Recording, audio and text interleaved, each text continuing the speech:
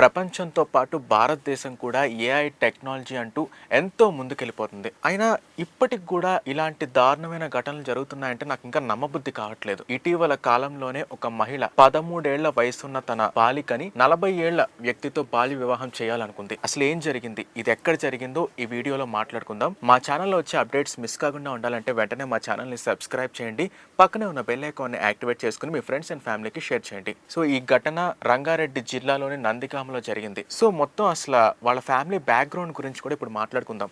ఆ మహిళ ఏంటంటే ఆవిడ భర్త చనిపోయారు, ఆవిడకి 2 పిల్లలు ఉన్నారు. సో ఆవిడ చిన్న చిన్న కూలి పనులు చేసుకుంటూ ఉంటారు. ఆవిడ ఏంటంటే ఇంకా 13 ఏళ్ల వయసు వచ్చిన తన కూతురికి పెళ్లి చేయాలి, పెళ్లి చేస్తే ఒక బాధ్యత తీరిపోతుంది అనే ఉద్దేశంతో ఆవిడ ఒక మధ్యవర్తి సహాయంతో 40 ఏళ్ల శ్రీనివాస్ గౌడ్ అనే వ్యక్తితో పెళ్లికి నిశ్చయించారు. అంటే ఆవిడ ప్రకారం మనం చూస్తే ఏంటంటే పెళ్లి చేస్తే బాధ్యత తీరిపోతుంది అనుకుంటున్నారు. కాకపోతే ఏంటంటే దానివల్ల ఎన్నో ప్రాబ్లమ్స్ వస్తాయి. అంటే ఒక 13 ఏళ్ల వయసున్న అమ్మాయికి పెళ్లి అంటే ఏం తెలుస్తుంది? అప్పుడప్పుడే 13 ఏళ్ళు అంటే అప్పుడప్పుడే వాళ్ళు పెరగడం మొదలు పెడతారు. అంటే అప్పుడప్పుడే ప్రపంచాన్ని చూడటం మొదలు పెడతారు. అలాంటి ఆ పాపకి పెళ్ళంటే ఏం తెలుస్తుంది? పైగా 40 ఏళ్ల వ్యక్తి, ఆ వ్యక్తికి సరిగ్గా సరైన వయసులో పెళ్ళై ఉంటే ఈ 13 ఏళ్ల కూతురు ఉండేది. ఆ వ్యక్తి అయినా సరే పెళ్లి చేసుకోవడానికి ముందుకు వచ్చాడంటే అతని సిగ్గు చేయటనే చెప్పాలి. అతనిది చేవేళ్ల దగ్గర ఊరన్నమాట అతనిది. సో అక్కడ స్థానికులు కూడా అతని మీద చాలా మండిపడుతున్నారు. ఎందుకంటే కూతురు వయసున్న ఆ పాపని పెళ్లి చేసుకోవాలని ఎలా అనిపించింది ఆ వ్యక్తికని ఎంతో మంది ఒక బ్యాక్లాష్ అంటే ఒక హేట్రేట్ చూపిస్తున్నారు ఎంతో మంది. నిజంగా ఇది చాలా దారుణమైన ఘటన. అయితే ఆ పాపని ఫోర్స్ చేసి పెళ్లికి ఒప్పించింది వాళ్ళ అమ్మాయి. ఎలాగోలో మే 28న ఇంకా ఒక గుళ్ళో పెళ్లి చేయాలని నిర్ణయించుకున్నారు. అయితే ఆ పాప ఏంటంటే ఎవరికి చెప్పాలో అర్థం కాల. ఏ పాపకి పెళ్లి చేసుకోవడం, 13 ఏళ్ల వయసులో ఏ పాపకి పెళ్లి చేసుకోవాలని ఇష్టం ఉంటుంది? ఆ అమ్మాయి చదువుతుంది 8th క్లాస్. ఇంకా వాళ్ళ ఫ్రెండ్స్తో చెప్పుకున్నా సరే ఉపయోగం లేదు. కాకపోతే వాళ్ళ ఫ్రెండ్స్తో చెప్పుకున్న తర్వాత అది ఇంకా ఎవరు స్టాండ్ తీసుకుని ముందుకెళ్లారో తెలియదు కానీ సో వాళ్ళు వెళ్ళి వాళ్ళ స్కూల్ ప్రిన్సిపల్కి చెప్పారు. సో ఆయన ఏం చేశారంటే ఆయన భయపడకుండా చాలా వెంటనే స్పందించి తహసీల్దార్ దగ్గరికి తీసుకెళ్లారనమాట ఆ పాపని. అప్పుడు తహసీల్దార్ ఈ విషయం తెలుసుకుని ఆయన ఆ అమ్మాయిని రెస్క్యూ టీంకి పంపించేశారు. ఈ పెళ్లి ఆపిచ్చేసి టీంకి పంపించేశారు. పైగా ఎవరైతే ఉన్నారో ఈ మధ్యవర్తి కానీ ఈ వ్యక్తి పెళ్లి చేసుకోవాలనుకున్న వ్యక్తిని సో వీళ్ళందరినీ బాల్య వివాహం చట్టం 2006 బాల్య వివాహం చట్టం కింద వాళ్ళని అరెస్ట్ చేశారు. నిజంగా ఇప్పటికి కూడా ఈ 2025లో కూడా బాల్య వివాహాలు ఇలా ఇంకా జరుగుతున్నాయంటే అసలు నమ్మబుద్ధి కావట్లేదు. ఇంకా ఎంతో మంది అంటే ఎన్నో సినిమాలు, ఎన్నో యాడ్ క్యాంపెయిన్స్ వచ్చాయి. బాల్య వివాహాలు వద్దు, వాటి మీద అవగాహన కల్పిస్తూ ఎన్నో వచ్చాయి. అయినా సరే ఇంకా బాల్య వివాహాలు చేయడానికి ఎందుకు ఇలాంటి వాళ్ళు ముందుకు వస్తున్నారో నాకు అర్థం కావట్లేదు. అంటే ఇప్పుడు ఆవిడ ప్రకారం చూసుకుంటే ఆవిడకి భర్త లేరు. అంటే భర్త లేకపోతే నలుగురు 4 మాటలు అంటారు, చుట్టుపక్కల చాలా చులకనగా చూస్తారు. సో ఆవిడ చిన్న చిన్న కూలి పనులు చేసుకుంటూ 2 పిల్లల్ని వాళ్ళని పెంచడం అనేది సాధారణ విషయం కాదు. అందుకే ఆ ప్రాసెస్లో ఆవిడ నిర్ణయం తీసుకుంది అనుకున్నా సరే, కానీ 13 ఏళ్ళకి నిజంగా ఆ పాప ఎవరికి చెప్పకుండా సైలెంట్గా కూర్చుని పెళ్లి చేసుకుంటే ఒక భవిష్యత్తు నాశనం అయిపోయింది. నిజంగా ఆ ప్రిన్సిపల్ చాలా గొప్ప పని చేశారు ఆయన.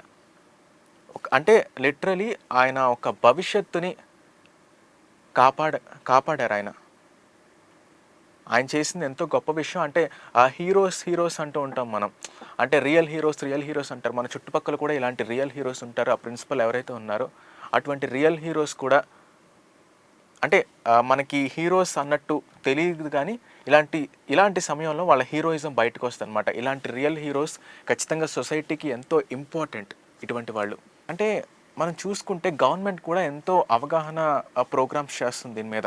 అంటే బాల్య వివాహం చేయడం వల్ల సో ఫిజికల్గా కానీ మెంటల్గా కానీ వాళ్ళు చాలా చిన్నాభిన్నం అయిపోతారు అని ఎంతోమంది ఎన్నో యాడ్ క్యాంపెయిన్స్ కానీ ఒక అవగాహన సదస్సులు ఇలా చేస్తున్నా సరే ఇలా బాల్య వివాహాలు చేయడం అనేది ఏమాత్రం సరైనది కాదు. సో మీరు కూడా మీ చుట్టుపక్కల ఎవరైనా సరే ఇలా బాల్య వివాహం చేయాలని అంటే 17 years వచ్చినా సరే 17 కదా, ఇంకో నెక్స్ట్ ఇయర్ అయితే 18 కదా అని చెప్పి చేసేద్దాం అని కూడా కొంతమంది రెడీగా ఉంటారు. అలా ఎవరు చేయాలనుకున్నా సరే మీరు వెంటనే అధికారుల దగ్గరికి వెళ్ళండి. మీరు వెంటనే ఇన్ఫర్మేషన్ని పాస్ చేయండి. ఎందుకంటే ఒకళ్ళ భవిష్యత్తు నాశనం అయిపోతుంది ఈ బాల్య వివాహాల వల్ల.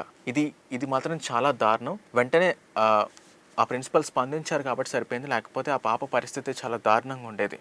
కానీ నిజంగా ఆ వ్యక్తి ఎవరైతే ఉన్నారో 40 ఏళ్ల వయసున్న అంటే ఆ వ్యక్తికి అంతకుముందు పెళ్ళయిందో లేదో అని ఆ రికార్డ్స్‌లో లేవు గానీ, ఆయన 40 ఏళ్ల వయసులో ఒక చిన్న పాప, 13 ఏళ్ల పాప అంటే ఆ వయసు ఉండి ఆ పాపను చూసినప్పుడు ఒక కూతురు లాంటి ఫీలింగ్ రావాలి గానీ, అటువంటి ఫీలింగ్ ఎందుకొచ్చిందని ఎంతోమంది మండిపడుతున్నారు. ఇది యాక్చువల్ ఒపీనియన్ నాది గూడా అదే ఒపీనియన్. ఆ పాపను జూసి ఎందుకు పెళ్లి చేసుకోవాలనిపించింది. సో, అతన్ని అరెస్ట్ చేయడం అనేది బాల్య వివాహం చట్టం కింద అతన్ని అరెస్ట్ చేయడం అనేది చాలా మంచి విషయం.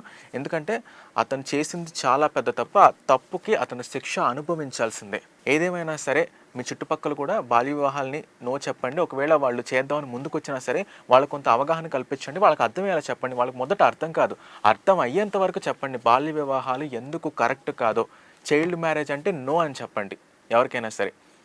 చిన్న చిన్న విలేజెస్‌లో కూడా అంటే ఆహ్, కొంతమంది చదువుకోని వాళ్ళుంటారు ఎంతోమంది. సో, వాళ్ళేంటంటే వాళ్ళకంత అవగాహన ఉండదు. ఏదో పెళ్లి చేసేద్దాం అనుకుంటారు. సో, అలాంటి వాళ్ళని కూడా మీ చేతనైనంత ఆపడానికి ట్రై చేయండి. సో, మనకెందుకులే అని ఇటువంటి విషయాల్లో మనకెందుకులే అని అనుకోకండి.